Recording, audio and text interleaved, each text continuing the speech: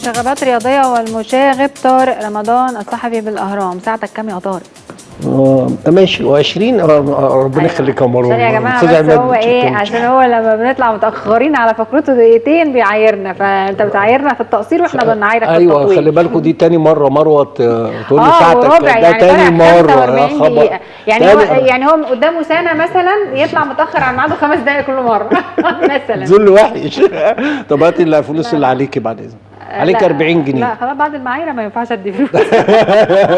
يعني هي بتعاير في الوقت عليها 40 جنيه يا جماعه، عشان الاسبوع اللي فات احنا اتكلمنا كنا منفردين انا وهي بقصه ان العلاقه التاريخيه بين النادي الاهلي ونادي الزمالك. لما حكيت لك عن القصه دي بعدها على طول طبعا كان النادي الاهلي بعت تهنئه رسميه. بعدها كابتن حسين لبيب دعا كابتن محمود الخطيب لزياره الزمالك، هتبقى زياره تاريخيه لو تمت يعني. ده جميل جدا. كمان الانديه المصريه كلها تسابقت لتهنئه كابتن حسين لبيب. هجي لك على قصه كده لطيفه عاملها كابتن حسين لبيب، بس بعد نبدا الاول بايه؟ بحاجه برضو لطيفه كده اللي هي اطلاق اول استماره الكترونيه في الانتخابات المقبله لبرنامج طلائع مصر. وزاره الشباب والرياضه الحقيقه الاستاذ احمد عفيفي عامل مشروع تقني حلو جدا اللي هو الرقمنه يعني.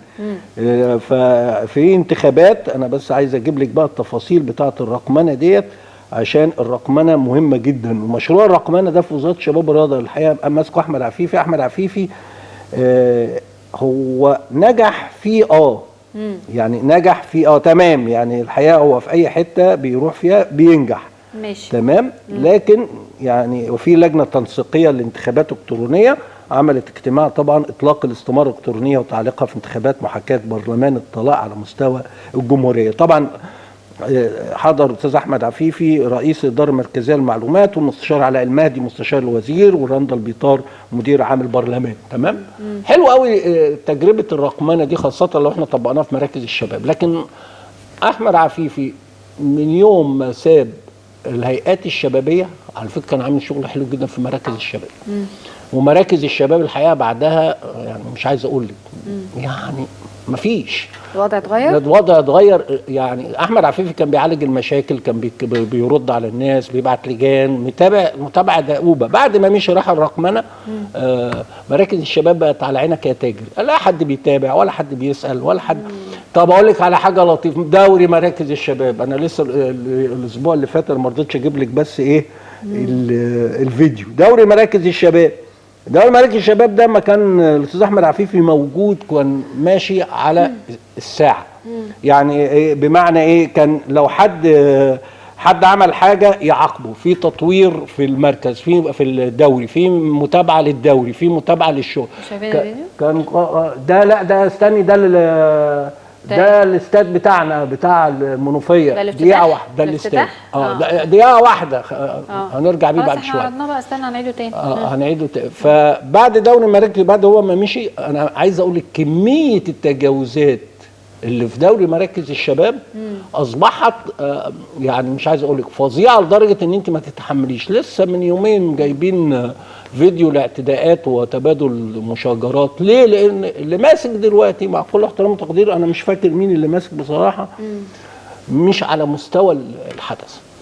فالنهارده اما احمد عفيفي كمان يتنقل من المكان ده، خلي بالك كان قبله ماسك المدن الشبابيه، يعني كل ما النهارده يمسك الرقمنه يعمل الشغل ده، اعتقد ان هو محتاج ان هو ما يبقاش في الرقمنه، يرجع للحاجات الجماهيريه رغم اهميه الرقمنه بشكل كويس. انت شايف ان الحاجات العمليه محتاجه له اكتر من مساله الرقمنه؟ طبعا عشان حصل خلل لما عشان كمان هو متجاوب مع الناس. يعني مراكز الشباب لما كان بيبقى فيها مشاكل بيكلموه، بيبدا مديريه الشباب والرياضه يكلموه، يبدا يتجاوب وياهم، يبدا يتكلم، يجيب الناس دلوقتي الناس اللي كل مراكز الشباب منفصله ما لهاش علاقه الا بمين؟ الا بمدير المديريه. ومدير المديريه لو ما كانش على قد المستوى ما بيعملش حاجه. ودوري مراكز الشباب خلي بالك ضايع يعني. اولا لا فيه متابعه ولا فيه اخبار ولا بصي عشان تجيبي خبر من دوري مراكز الشباب دي قرايه عبد السلام النابلسي تنبطحي تحت الاقدام يعني مش عايز اقول لك. لكن كان مع وجود احمد الاخبار والمتابعات والعقوبات والضبط والمتابعه، يعني كان بيبقى في شكل كويس. اتمنى له طبعا التوفيق في مشروع الرقمنه. الحاجه الثانيه الاستاد اللي احنا شفناه من شويه. انا طبعا بشكر سياده محافظ المنوفيه اللواء ابراهيم ابو ليمون والدكتور سمير كرم مديريه الشباب والرياضه بالمنوفيه، لان احنا اتكلمت انا ومحمد قبل كده عن المشكله اللي موجوده في الاستاد. نعيد بقى الفيديو. مجلس الاداره طبعا برئاسه الاستاذ جمال الغنيم كان عنده مشكله ان مفيش غرف خلع ملابس ومفيش دورات مياه او حمامات. فاحنا اتكلمنا في ان الاستاد محتاج الحاجات دي. الحقيقه سياده المحافظ كان في زياره لمحله سيبكم. عايزين نشوف الفيديو تاني يا جماعه بعد اذنكم. نشوف الفيديو يا استاذ عماد والنبي وحنين. ما كان في زياره للبلد عندنا في محله سيبكم مركز اشمون منوفيه وشاف الاستاد. يعني انا جبت طبعا الاستاذ عماد قال لي عايزين فيديو، جبت له الفيديو. شوف وشاف الاستاد، والحقيقه امر ان المحافظه مع المديريه تتكفل ببناء الحمامات وغرف خلع الملابس حتى يكتمل بشكل كويس جدا يعني. الحقيقه سياده المحافظ عامل مجهود كبير جدا جدا في الحكايات ديت وفي دعم الدكتور سمير كرم. مش عايز بقى اتكلم عن الدكتور سمير كمدير المديريه ناجح. يعني انا تهيالي عندي 2 بس في مديرين المديريات، الدكتور محمود السبروت والدكتور في القليوبيه والدكتور سمير كرم في المنوفيه. الحقيقه جهد مشكور. وطبعا الوزاره الدكتور اشرف صبحي وزير الشباب والرياضه اعتقد ان هو كمان متداخل قوي جدا، وان شاء الله الافتتاح هيبقى يوم الاثنين الجاي. فافتتاح مبروك، ومبروك لمجلس اداره مركز شباب محله سيبكم مركز اشمون منوفيه. جميل. نروح بقى لايه؟ لاستاد الاهلي. خطأ مطبعي؟ اعلنوا عن جمعيه عموميه فما حطوش فيها، قال لك استطراق لخطأ مطبعي. يا ريت نطلع بالخطأ. سقط عمدا من البند رقم 12، سقط سهوا اسف. البند رقم 12 عمدا دي تودي لا معلش سهوا هو يعرب عن خطأه معلش يا جماعه. سهوا معلش. بجدول الاعمال الخاص باعلان الجمعيه العموميه العاديه والتي هتبقى نشر بالصحف يوم 26/10 الذي ينص على بص بقى منح شركة النادي الأهلي للمنشآت الرياضية كافة الحقوق المتعلقة باستاد الأهلي المقرر إنشاؤه على قطعة الأرض المملوكة للنادي بفرع الشيخ زايد وعلى مساحة لا تقل عن 55 فدان. تمام؟ مع احتفاظ النادي بملكية الأرض والمشروع. يبقى ملك المين؟ للنادي بالأرض والمشروع. وكذلك الحقوق المتعلقة بتطوير وإنشاء وإدارة وتشغيل وتسويق تلك الحقوق والترخيص للشركة بالتعاقد مع شركات أخرى للقيام بعمليات التمويل والتطوير والإنشاء والإدارة والتسويق والتي ستشمل استاد رياضي، جامعة، مدرسة، فندق، خلي بالك بقى، متحف، مستشفى، صالة ألعاب رياضية، وحدات أخرى، مدينة رياضية متكاملة، أو تفويض مجلس إدارة النادي في كل ما سبق مع اتخاذ كافة الإجراءات القانونية والإدارية اللازمة. يعني إيه؟ الجمعية العمومية هتفوض شركة النادي الأهلي للمنشآت الرياضية في كافة الحقوق دي. طيب كويس جدا. أو الشركة تقوم مفوضة مجلس إدارة إيه؟ النادي الأهلي في كافة الحقوق دي. وضحت؟ تمام؟ ايوه واضحه. طب كويس جدا. انا فاهماه. ايوه ما انا بقول لك وضحت، ما انا عارف انت فاهماني. وضحت ليه؟ عشان اجي لك للنقطه. امال كل اللي احنا كنا بنتكلم عليه قبل كده ايه فين؟ العقد بتاع ارينا والشركه الالمانيه اللي هتاخد الحقوق وهتدفع 200 مليون جنيه وهتعمل وهتعمل وهتعمل. الشركات اللي تم التعاقد معاها. كل ده بقى فين؟ إذا كنت أنا لسه هقول للجمعية العمومية وافقي على هذه الإجراءات. تمام؟ وبعدين الشركة نفسها شركة الأهلي ترجع لمجلس الإدارة. هو على فكرة مجلس الإدارة أصلا متعاقد. مجلس الإدارة متفق على حقوق الانتفاع. مجلس الإدارة عامل كل حاجة. هو كل اللي هيعمله ياخد موافقة الجمعية العمومية. طب ما تاخد موافقة رسمي يعني عشان تبقى رسمي بس. ما هو لازم، ما هو دي اجراءات ماليه كبيره. هو عنده شركه منشآت، هو عايز يشغل شركه المنشآت.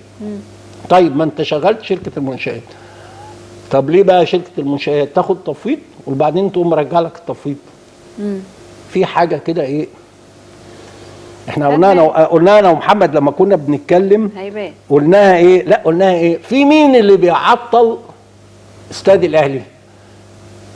اذا كان انت مجلس اداره، معلش يا مروه، يعني انا مجلس اداره مفوض من الجمعيه العموميه باتخاذ كافه الاجراءات، تمام؟ وانا اللي انشات شركه الاهلي للمنشات الرياضيه. ماشي. يبقى اما اجي اخد تفويض الجمعيه، اخد تفويض الجمعيه في ايه؟ في عمل شركه المنشات الرياضيه. ماشي.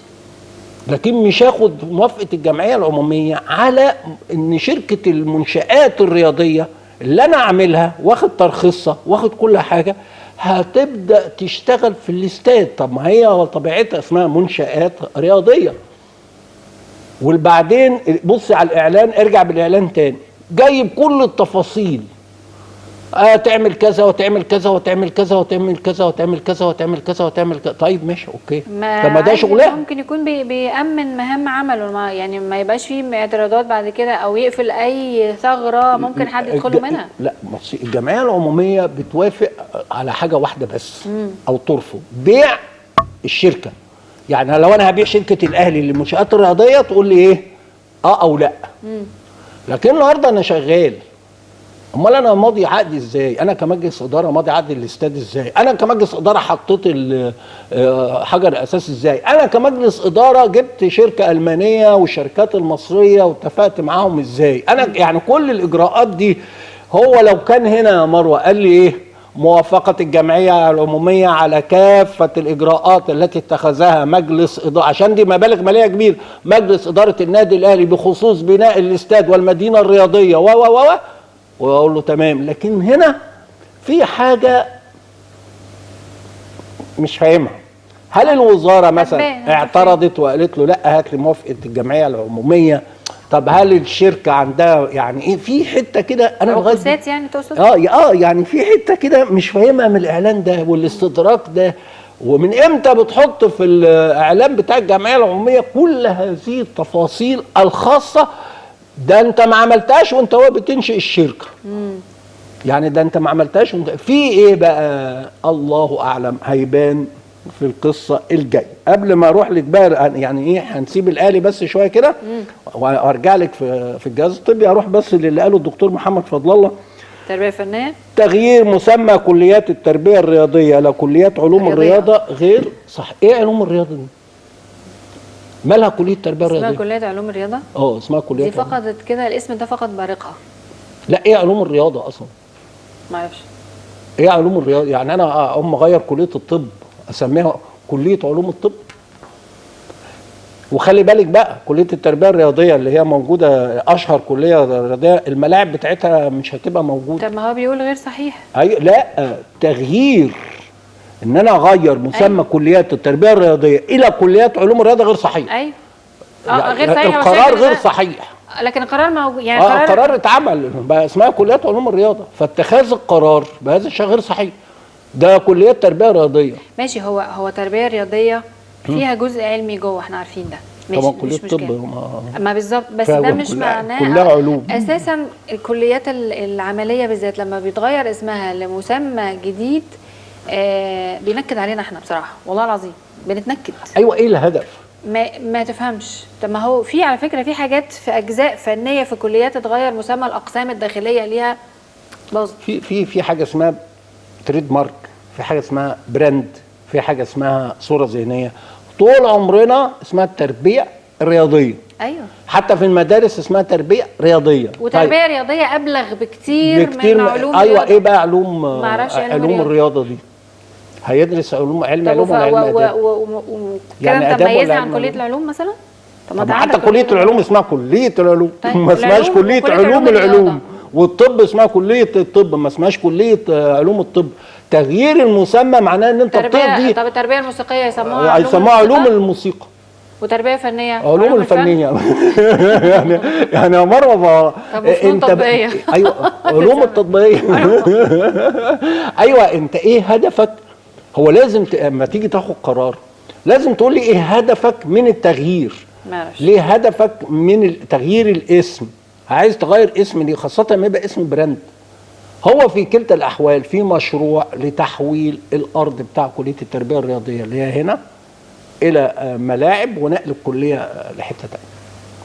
من الاخر عشان كده بنسميها ايه؟ علوم الرياضيه او لا علوم لا لا الرياضه. لا استنى هنكت، انا ما فهمتش كده. الكليه مش فين؟ مش في انا فيصل؟ ما فهمتش والله. مش في فيصل؟ فيصل. هيعملوا لها ملاعب، الحته دي تتعمل ملاعب والمبنى يتنقل في حته تانيه. خلاص. برضو ايه العلاقه بين ولا يا نقل استاذ، المبنى؟ ما انا لازم اغير لك المسمى. انت كليه انا اعرف المسمى بيتغير لما بيبقى فيه ضرايب. لا لا لا ده مش اللي أنا لا أعرفه. لا هي انا دلوقتي رايح كليه التربيه عايزين ميزانيه جديده رايح كليه التربيه الرياضيه. تمام. هيعلوا المصاريف مثلا؟ لا مش شرط يعني. انا رايح كليه التربيه الرياضيه اللي في فيصل. تمام. البنات جابوها ايه؟ البنات جابوها جنب مركز شباب، جنب برج القاهره. دي كليه التربيه. فهينقلوا بقى ايه؟ الثانيه دي الارض بتاعتها واسعه، المفروض فيها ملاعب وفيها جري وفيها حاجات كده.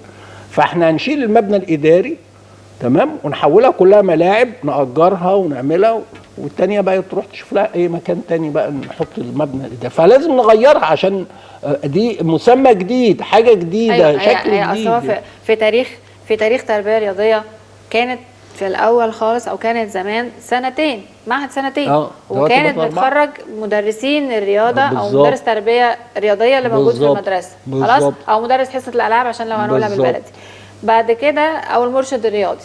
خلاص. المشرف الرياضي. طيب احنا بنتكلم على ايه؟ بنتكلم على انها بعد كده اصبحت 4 سنين، بقت كليه. وبقت كليه، وبقى فيها علوم فعلا رياضه، وفيها حاجات كتير بتدرس سواء كان من الناحيه النظريه او من الناحيه العمليه. حلوه قوي. فعلوم الرياضه دي مضافه لايه؟ لعلوم التربيه. طب انت لغيت التربيه؟ لغيت التربيه ليه؟ هو احنا لغينا التربيه بقى في هو في تربيه دلوقتي؟ ما في علوم. يبقى فاضل ايه لما تلغي التربيه بقى؟ بجد والله ايوه. تقول لي هينقلوا المقر ويعملوا المقر، انت بتغير الاسم اللي انت بتتهرب من الضرايب. ايوه، ما علشان ما يبقاش عندك كليه تربيه رياضيه، عندك كليه علوم الرياضه الجديده. حلو، ومفيش علاقه. لا ما بقت جديده بقى. احنا مركزه خلصنا، ما بقاش عندي كليه اسمها التربيه الرياضيه، بقى عندي كليه جديده اسمها ايه؟ علوم الرياضه. مقرها فين؟ في المقطم مثلا. بس خلاص. بس علوم الرياضه دي لا تنم عن اي جانب عملي مش مهم يعني خالص. يعني مهتم قوي بالتربيه. لا انت لغيت المسمى اللي بيعبر عن مضمون الكليه او الحاجات اللي بتحصل والهدف منها، وخليته ناحيه دراسيه نظريه بحته فقط. هيقول لك ايه؟ كليه علوم الرياضه بين قوسين التربيه الرياضيه سابقا. هو اسم شارع يا جدعان. ليه برضه؟ هتودينا في داهيه. ليه والله؟ يا استاذ عماد سكتها عشان هتودينا في هي عماد معايا على فكره. ايوه معاك. عماد معايا عليك. هو انتوا كلكم عليا ولا ايه؟ انا مش هتكلم اكتر من كده، انا مش هنطق لما تجيبوا لي المحامي بتاعي. انت عندك معلومه. ايوه، ما انا لمحتها لك اهي. لا ما فهمتش، انا ما بفهمش التلميح، انا بفهم. لا انا بلمحها لك تاني. احنا دلوقتي هنلغي التربيه الرياضيه، نسميها علوم الرياضه. علوم الرياضه دي قصه جديده، كليه جديده بمقر جديد. القديم هنعمل فيه ايه؟ هتتقفل؟ لا ده غيروا الكليه فعلا. هنتصرف فيه. ده يغيروا الكليه كده، هي مش هتبقى تربيه رياضيه. لا ما بقتش تربيه، مش هيبقى فيها عملي، صح؟ اسمها علوم الرياضه. الله اعلم بقى. مش هيبقى فيها ايوه عملي؟ ما عندكيش عملي بقى، عندك كله علوم نظريا.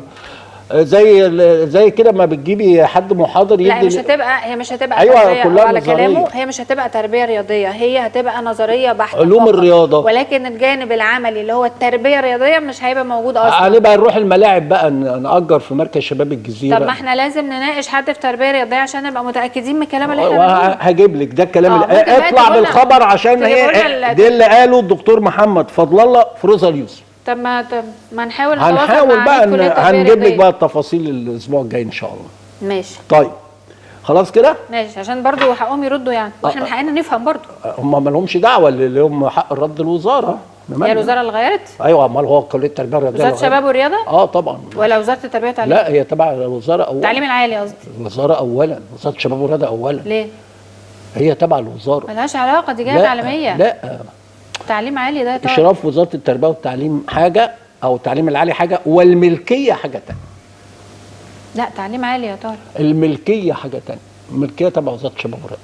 المتحكم وزاره الشباب والرياضه. لا يمكن. التعليم العالي والله وسيدي وزاره التعليم العالي هي المسؤوله. إشراف بس. يعني اي كليه هتغير مسمى لاسمها؟ يا مروه ما احنا الاثنين واحد يا مروه، احنا الاثنين وزراء واحنا الاثنين قاعدين. لا يا طارق، لا دي مش منطقي. طب ممكن تراجعها وتجيبها لنا؟ ارجع بالخبر تاني. حاضر. ايوه اصل مش منطقي ان وزاره الشباب الكلام ده على مسؤوليه الدكتور محمد فضل الله. ارجع لها بالخبر عشان انا عارفها مش هتسكت. انا عارف مروه مش هتسكت. مسمى كليه بيرجع لوزاره التعليم العالي اهو الدكتور محمد فضل الله. لوزاره الشباب والرياضه. اهو تغيير مسمى غير صحيح. مش عندي، ده مقال فروزة اليوسف وبيتكلم على الصوره الذهنيه. بيقول رايه. ايه هو بيقول رايه؟ لا بيناقش خبر، بيناقش تغيير. دكتور محمد ما بيكتبش اي كده. طيب وعلى العموم هجيب لك كل التفاصيل. ايوه ايه دي بقى؟ عشان احنا مختلفين. سيبيني في حالي بقى. لا اصل عشان ما نقولش معلومات غلط بس. ما قلناش حاجه. الراجل اللي قايل والكلام ايوه هجيب لك كل هجيب لك. لا هي تحت. هجيب لك كل التفاصيل. حاضر عينيا. اهدى عليا يا رحمة. انا مصره. خالتي بتسلم عليكي وبتقول لك حبه عليا. لا احنا بنختلف واحنا بنتخانق. لا ايه ورد مكفول لعميد كليه تربيه رياضيه يا جماعه. عايزه تدخليني في حيطه. لا والله بنحاول نفهم طبيعه التغيير وسبب التغيير. ايوه يرد في طبعا. مسميات مختلفه احنا بس ارجع له بالخبر عشان ده اصل عشان كمان يتلغي التربيه الرياضيه، عشان تتلغي المجال ده اصلا ويتحول الى علوم. دي كارثه وفي وجهه نظري مستحيله. والله حلو قوي. كارثه. احنا لغينا التربيه خليناها علوم. ايه المشكله؟ شكلك فاهم غلط. ممكن. طب انت هتجيبها الاسبوع الجاي؟ هجيبها لك تفاصيل. حاضر. واحنا برضه هنحاول. حاضر خلاص. الحمد لله الحمد لله احمدك لسه معانا وقت. ده انت طالع بدري حتى النهارده. نجاوب برضه. واخد وقت كتير وانت عليك 40 جنيه. نروح للنادي الاهلي. عندما يكون كولر مدير الفني للنادي الاهلي، انا ما اعرفش حاجه عن حاله لعيب الصحيه. كان بيتكلم على امام عاشور، بيقول لك امام عاشور بيتدرب شويه وبعدين بيشتكي شويه، فانا ما اعرفش هل هو جاهز ولا مش جاهز. يبقى دي مسؤوليه مين؟ مسؤوليه الجهاز الطبي للنادي الاهلي. ليه؟ لان المدير الفني بياخد معلوماته من مين؟ من الجهاز الطبي، من الدكتور. يقول له هذا اللاعب، يقول له اللاعب ده جاهز بنسبه 100%. اشركه؟ يقول له طب هذا اللاعب يقول له 50%، هذا اللاعب يقول له 30%، هذا اللاعب يقول له لا مش جاهز خالص. تمام؟ فاما كولر يتكلم على امام عاشور ان هو ما يعرفش حالته، مره يشتكي ومره ما يشتكيش ومره مش عارف ايه، ومع انه كان على فكره حطه احتياطي في ماتش سيمبا. يعني كان ممكن يدفع بيه. تمام؟ يبقى مسؤوليه مين؟ الجهاز الطبي. ثم نفاجئ بهذا البيان. أشعة الرنين تبعد إمام عاشور عن رحلة جنوب أفريقيا، وعمل أشعة رنين. ده كابتن خالد بيبو في بيان رسمي. هو على فكرة إدارة الإعلام بالنادي الأهلي حلو قوي إن هي دايما بتطلع بيانات بأول باول. ده كويس جدا. لكن أنا بتكلم على إيه بقى؟ أنت مشيت الدكتور أحمد أبو عبلة وراح فيوتشر وساب فيوتشر مرة تانية، وجبت الدكتور تامر ابو العينين ومشيت الدكتور تامر ابو العينين من غير ما حتى تقول لنا هل هو مشي ليه وجه في ايه. الراجل ما عادش بشهر. سيبك بقى من ان هو ايه اصل استغل اسم الاهلي وعمل برأي. ماليش دعوه. انت جايب دكتور واثق فيه وبتقول ده احسن دكتور في العالم، فما يجي يمشي تطلع تقول مشي ليه. تمام؟ ماشي خلاص. مش جبت صعدت انت بقى الدكتور بتاع جهاز الناشئين اللي كان ماسك قطاع الناشئين مع كابتن خالد بيبو. الى هذه اللحظه ما عملش حاجه. عنده ازمه. عمرو السوليه ما رجعش، اكرم توفيق ما رجعش، كريم فؤاد رجع واتصاب، امام عاشور المدير الفني ما يعرفش عنه حاجه. فاذا الجهاز الطبي للنادي الاهلي حاجه من اتنين، لا اما تسرع بالتعاقد مع جهاز طبي على اعلى مستوى زي ما انت يعني سربت وقلت ان انا هجيب جهاز اجنبي على اعلى مستوى، لان ده هو اللي يرجع لك اللعيبه بسرعه، هو اللي يتولى العلاج، هو اللي يتولى كل حاجه. لا اما تشوف لك دكتور، لان الدكتور اللي انت صعدته لم ينجح حتى الان. والكلام اللي قاله كولر مع كل الاحترام والتقدير للمتخذ القرار ده ادانه قويه جدا. والبيان ده اللي هو طلع بتاع كابتن خالد بيبو ده ادانه للجهاز الطبي. يعني ايه المدير الفني ما يعرفش حاله لاعب؟ طب هو كل مره بيتغير فيها الجهاز الطبي بيبقى عشان قصور في العمل ولا في اسباب ثانيه؟ ما نعرفش. يعني احمد ابو عبله مشي ليه؟ ما نعرفش. طب احمد ابو عبله ساب فيوتشر، طب ما ترجعه. طب انت جبت تامر ابو العينين ليه؟ ما نعرفش. طب ابو العينين مشي ليه؟ ما نعرفش. لكن انا بتكلم على ايه يا مروه؟ عندما يتحدث المدير الفني بعد مباراه زي سيمبا ورايح مباراه زي سان داونز ان هو ما يعرفش حاله لعيب، هذه ده هو على فكره يعني ممكن يكون بس عشان كابتن محمود ربنا يديله الصحه في رحله علاجيه وربنا يشفيه ويرجعه بالسلامه ممكن. لكن على فكره كابتن محمود الخطيب انت لو قلت له السيد العمري فاروق لو بلغه او المهندس خالد مرتجي لو بلغه هيقول له غير دلوقتي وهات لي دكتور حالا. ليه؟ لان هيبقى عيب قوي في حق النادي الاهلي ان المدير الفني للنادي الاهلي ومش اي مدير فني يطلع يتكلم يا مروه عن لاعب عنده مهم جدا. هيبقى رابع طبيب يمسك الفريق. لا ما انا مش هجيبه احتياطي بقى، انا هجيب جهاز طبي متكامل يمسك الفريق مده طويله ويكون على اعلى مستوى. احنا بنتكلم على النادي الاهلي مش بنتكلم على اي نادي. ماشي اللي جم قبل كده كانوا على اساس انهم يقعدوا مده لا طويله. لا اللي موجود دلوقتي مؤقتا، اللي هو موجود دلوقتي اللي تم تصعيده اللي ما بيعملش حاجه، اللي هو ما بيعملش حاجه. اللي هو النهارده عمرو بقول لك عمرو السوليه لسه ما رجعش. كريم فؤاد رجع واتصاب ولسه ما رجعش. اكرم توفيق لسه ما جاش. امام عاشور اللي هو من اللعيبه المهمه جدا اهو. لقينا يعني الرنين، لقينا رشح، لقينا التهابات، لقينا تاهيل. ليه؟ اللاعب جاهز تقول للمدير الفني ده جاهز ينزل، مش جاهز يبقى مش جاهز، عشان المدير الفني احيانا بيبني خططه على اللاعب. فيبقى بالتالي هذا الجهاز اللي موجود. طيب. لا طبعا. طب ومودست ايه اخباره؟ يعني النادي الاهلي لابد انه يشوف جهاز. مودست بقى كولر طلب من المعد البدني للفريق تقرير عنه. قولوا لي هيبقى جاهز بدنيا امتى؟ على فكره مودست مش بتاع السرعات ولا اللعب. يعني مجدي قفشه في ماتش سيمبا اداله كرة ثرو باص كده ما بين الاثنين اللعيبه. ده عايز لعيب زي ياو اولمر اللي هو اللاعب الصغير السريع اللي يمسك الكرة ويجري. لكن مودست مش كده. مودست عايز الكرة تجي له لغايه عنده. يعني في كرة عرضيه اتلعبت بدل ما هو ياخد خطوه لقدام خد خطوه لورا. هو عايز الكرة تيجي لغايه عنده عشان يقدر يتصرف بيها وتجي له على دماغه ما تجيش على رجله. ده هو لاعب الصندوق كده ما بيعرفش يعمل حاجه اكتر من كده. طالما ما بترفعليش عرضيه طالما هو ملوش دعوه. انت مقصر. ملوش دعوه. التاثير من عند الجناحين. يعني هيبقى التاثير من عند بيرسي تاو وعلي معلول وحسين الشحات او رضا سليم لو نزل ارفع له العرضيه. فالتقرير اللي طلبه كولر عن مودست بيقول له ايه؟ عشان يبقى جاهز بدنيا وفت من 3 ل4 شهور. لا روحوه. ده ايه ده؟ ما يبقى جاهز بدنيا من 3 ل4 شهور. لا روحوه. ده فلوس اترمت في الارض. لا يعني باعوه بقى. اقعد استنى عليه. هو كولر طبعا بيحاول يلاقي له حل بس هو بيتكلم. لا خلي بالك هو بيتكلم عن الناحيه ايه؟ هيبقى بدنيا على اعلى مستوى امتى؟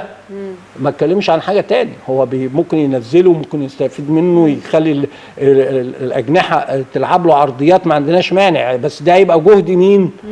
جهد مدرب وجهد لعيبه تانية. لكن هو بيسال امتى بقى فنيا امتى بدنيا يبقى اديله الكرة ديت يبقى زي الصاروخ.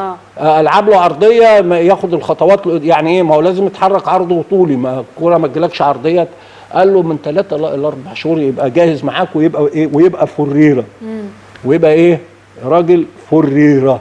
فبالتالي يا مروه لا كتير هنفضل كده يعني واقف في المنطقه ويتلعب له والناس تطلع تتكلم عليه. ده يعني ما يصحش. فريرة عنده 35 سنه. لا فريرة هو لو بقى معد بدني يعني المعد البدني بتاع النادي الاهلي كويس جدا.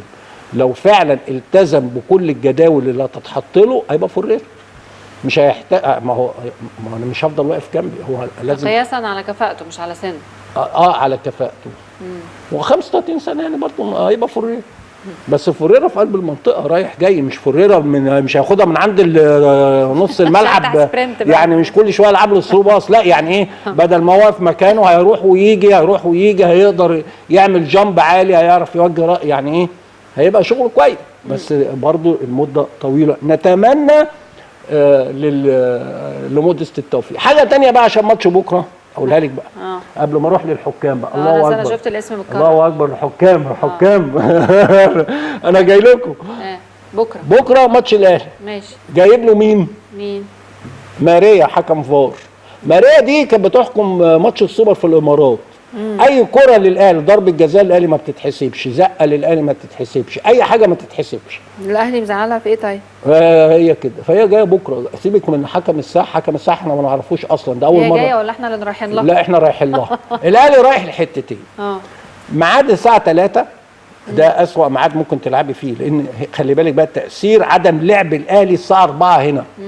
الاهلي ما بيلعبش الساعه 4 هنا، فهو وهيروح هناك يلعب الساعه 3 الظهر. سيبي بقى، اصل الجو مطره، الجو ماليش دعوه، الساعه 3 دي انا ما بلعبش فيها.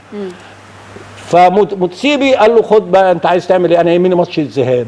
ماتش الذهاب عندي الساعه 3 وجايب لك ماريا وجايب لك حكم مش معروف، تمام؟ اول مره يحكم لفرق مصريه، واصلا ما حدش بيختاره، يعني ما لا بطولات افريقيه ولا اي حاجه، فجايب لك حكم زي الفل. عشان ايه؟ هتتغلب هناك. كل حلفائك كمان. هو بصي، المهندس عادل القيم ما طلع يتكلم في القصه دي، وان كل العوامل والاخطاء التحكيميه بداوا يتكلموا، يقول لك المهندس عادل القيم بيقول لي كده. ايوه، ما هو عارف، هو بيحذر يا جماعه الاخطاء مش هتبقى من عندنا.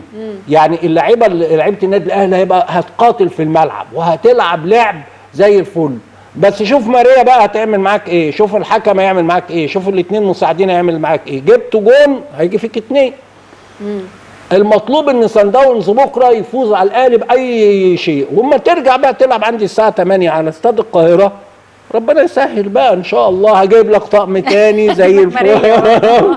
زي الفل يعني. ما هو متسيبي، بصي العقبه امام صن داونز ان هو يفوز بهذه النسخه من دوري السوبر الافريقي مين؟ النادي الاهلي. هو لو فاز على النادي الاهلي واقصى النادي الاهلي فاز بالبطوله. فمتسيبي ما هو مين اللي ماسك مين مالك النادي؟ متسيبي. مين اللي بيدير النادي؟ ابن متسيبي. يبقى الاهلي يتغلب ولا ما يتغلبش؟ لا يتغلب. يا ربنا كريم يا رب. الا بقى ده امر الله بقى، ايه ربنا يكرمه ويطلع. عندنا بقى قصه حلوه قوي. حكام؟ بريرا بيعمل حاجه لطيفه طبقا للاوامر الصادره ليه. احنا عايزين نوسع السنه دي القائمه الدوليه. ركز على الحكام عشان القائمه الدوليه. القائمه الدوليه بتاع السنه دي خلاص. احنا عملنا ايه حاجه لطيفه في القائمه الدوليه، بعتنا احمد حسام طه حكم سادس فار. تمام. وعارفين ان الاتحاد الدولي هيرجع القائمه، يقول لنا ايه؟ احمد حسام طه ما ينفعش، مع ان احمد حسام طه هيلعب كاس عالم مساعد. ليه ما ينفعش؟ مش عشان الكفاءه وعشان لا عشان شرط الفيفا ان انت لازم تحطي حكمه ست.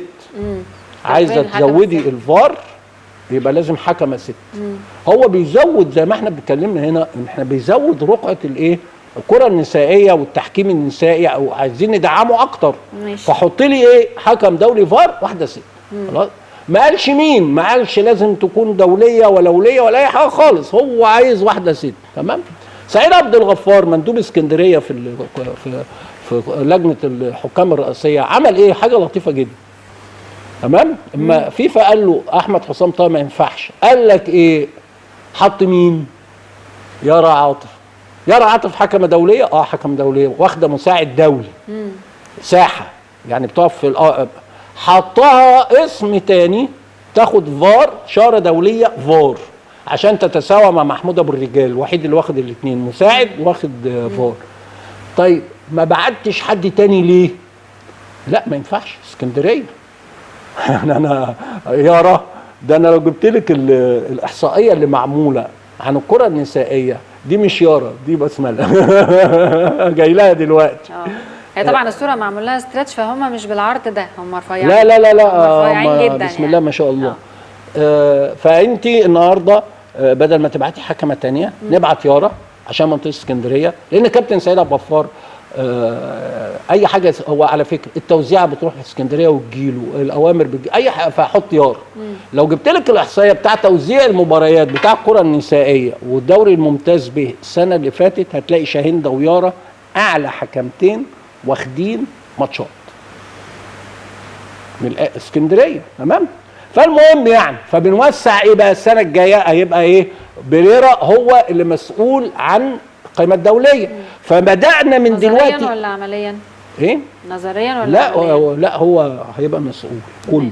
طيب كويس. كله يعني. طيب فبدانا من دلوقتي يعني بتسالي اسئله غريبه وانا مش عايز اتكلم. مش انت اللي بتقول دايما ان هم تفرض عليهم اسماء، فانا سالتك بناء على كده هو ولا حد هيقول له حط؟ لا ما هو يعني خلاص بقى انا انبسطت بالاجابه الاولانيه، ما لا على الشاشه هو برضه عمليا حد تاني مش مهم يعني، فاحنا بنوسع هو متصدر يعني فاحنا بنوسع من دلوقتي لايه؟ هو في خناقه بس بنوسع للحكام اللي احنا عايزين نحطهم مكان مين؟ مكان ابراهيم نور الدين ومكان محمد عادل. شوف بقول لك اهو في 2 هيطلعوا، ابراهيم نور الدين ومحمد عادل، فعايزين نوسع بقى الحكمين. طب يطلعوا ليه؟ ما خلاص بقى احنا لازم نغير بقى، ما انت ما خلتنيش اغير السنه دي، لازم اغير السنه الجايه، فلازم الحكام بتوعي يخشوا. فمين اللي هيخش؟ محمود بسيوني وعبد العزيز السيد. بقول بالاسماء، فنوسع بقى لمحمود بسيوني، نوسع ياخد ماتشات اكتر، وعبد العزيز السيد ياخد ماتشات اكتر.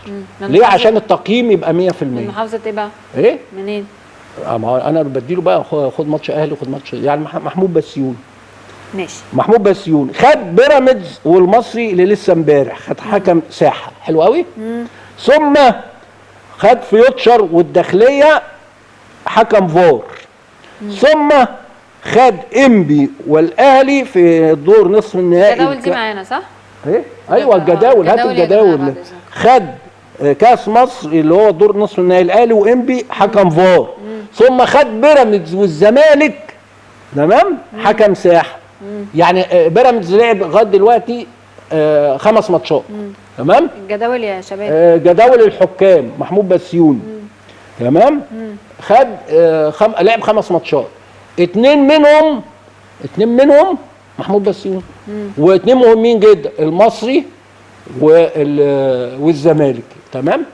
فبالتالي اللي هي التعيينات بتاع هتلاقي محمود بسيوني اللي انت كنت عارضها دلوقتي. كنا شفناها من شويه تمام. فده بوسع القصه بقى يا مروه في حاجه مهمه جدا احنا مش واخدين بالنا منها. ان انت بدي محمود بسيوني ماتشين لبيراميدز لنفس النادي، وماتشين مهمين جدا لبيراميدز تمام. ادي ايه احمد جمال، ما هو هتلاقي ايه محمود بسيوني اهو تحت هتلاقي الفار هنا الفار. المهم ان هم موجودين وانا عامل عليهم اللون اهو محمود بسيوني تمام. اللون اللي انت ما بتحبش مش مهم. انت الجدول الثاني كان 2 محمود بسيوني تحت، ده بيراميدز والزمالك محمود بسيوني، والمصري والزمالك هتلاقيهم فوق، والمصري وبيراميدز هتلاقي محمود بسيوني فوق، الثاني تحت حكم فار تمام. هقول لك بقى على قصه ثانيه عندي. دي كوره نسائيه؟ لا ده الحكام. انا لسه هختم بالكره النسائيه، ايدوا عليا بس اما اطلع الكلام اللي انا عايز اقوله. يا سيدي احنا مش مستعجلين، ده انت حتى واخد وقت زياده النهارده. هتذلني بقى يا خبر ابيض كل شويه هو راح فين؟ اطلع برد لك الجميل بس اطلع يا كبير والله انا عارف راح فين. شوف بتجيب الختام لنفسك ازاي. شوف اهو ضاع مني يعني اللي انا عامله. لا انت كنت هتتكلم على حاجه تانية في لا ما انا اهو خلاص انا بقول نختم خلاص بس تمام. فانت جبت حكم واحد لايه زي كده بالظبط. نادي الاسماعيلي اعترض على نادي قمر الدوله اللي هو حكم الماتش بتاعه تمام. انا بخلص حكم الماتش بتاعه، فاستبعدوه امبارح من ماتش بيراميدز وايه ماشي بيراميدز والمصري. قالوا لا وجابوا محمد عباس عبيل حلو جدا. محمد العتباني كان حكم رابع في ماتش زد والمقاولين اعترض على العتباني وقال ان هو اثر على حكم الساحه لما وقف وراه اثناء مراجعه بعض ضربات الجزاء وقال له ان هي ضربات جزاء وخلص تمام. فكان حكم ايه الساحة. رابع اثر على حكم الساحه اثر على حكم الساحه. ونادي المقاولين بعت الجواب للاتحاد الكوره بيقول له العتباني عمل كذا كذا وانا معترض عليه. اتحاد الكوره يعمل ايه؟ لجنه الحكام بقى جابت العتباني النهارده حكما لزد برضه. يعني اذا كان محمود بسيوني حكما لبيراميدز فمين العتباني بقى حكما لزد. طب ليه جايب العتباني تحديدا اللي هو كان لسه بيحكم لزد؟ هو زد بيختار الحكام؟ هو بريرا طالع يقول لك ما حدش يقدر يفرض عليا حاجه انا اللي لا زد له حكامه له حكامه، له حكامه برضو؟ لا له حكام، كل دول له حكام. فازاي المقاولين اعترض انت ما نفذتلوش اعتراضه، والاسماعيلي اعترض انت نفذت له ايه اعتراضه. كمان هشام القاضي 4 اسابيع ماتش صفاره، ماتش رابع، ماتش فار، ماتش مساعد فار، رغم انه كان عنده في اول حاله ده. خلي بالك احنا بنتكلم بس هشام القاضي في الممتاز مش في المحترفين كمان. 4 اسابيع فول بورد زي ما بنقول، واخد كل حاجه ماتش. ليه بقى هشام القاضي؟ في مثل عندنا بيقول يا مروه يا بخت من كام الحكم خاله. هو كده هو المثل من ايد خاله، لكن انا بقول لك الحكم خاله. ماشي. ليه خاله؟ عضو في لجنه الحكام الرئيسيه، فهشام القاضي يعمل اللي هو عايزه. انا بقى مش هتكلم على مصطفى عثمان اللي راح حكم لفيوتشر والتعاون الليبي وفيوتشر انسحب، محطوط النهارده. في حكام على فكره مثلا نجحت في المعسكر الاولاني ما صفرتش. انت كده مش هتتكلم؟ ما انا مش هتكلم. ما صفرتش صفاره الا النهارده. مثلا عاطف حسين حكم كويس جدا، يا ولد نجح في الاول مره ما صفرش الا النهارده. حكام تانية سقطت وتعمل لها اعاده اختبار صفرت في كل المباريات. الله، طب اشمعنى؟ علشان على فكره لا عاطف حسين ولا سيد شعب تبقى عطلانه. لا مش عطلانه، ما بيكتبوش على الفيسبوك حسبي الله ونعم الوكيل. عاطف حسين يعني سيد شعبان ده ما شافهاش والله لغايه دلوقتي. عادي سفاره ما شافهاش، مع انه نجح فين؟ اول مره، يعني في اول ما تعملوش اعاده نجح من اول مره و13 لفه. التانيين عملوا 9 لفات وتعمل لهم اعاده، اللي تعمل له اعاده بيصفر، اللي ما عملوش اللي نجح ما بيصفرش. طيب كمان بقى اختم بقى بالكورنر عشان نقول بسم الله الرحمن الرحيم احنا مروحين. احنا مروحين فعلا. انا مع سعيد عبد الغفار، انا ما عنديش اي مشاكل ان انت تعين حكمات بتوع اسكندريه في كل حته. لكن عندي مشكله واحده، انت عارف ان مثلا حكمه شغاله في نادي ما ينفعش تحكم لنفس النادي. ببساطه يعني ما ينفعش تحكم نفس النادي. دي حاجه تانية. ال 27 محافظه فيهم حكمات بيشتغلوا؟ اللي بتاخد ماتش، اللي بيودوها ناشئين في السنه يا دوبك، حلو قوي.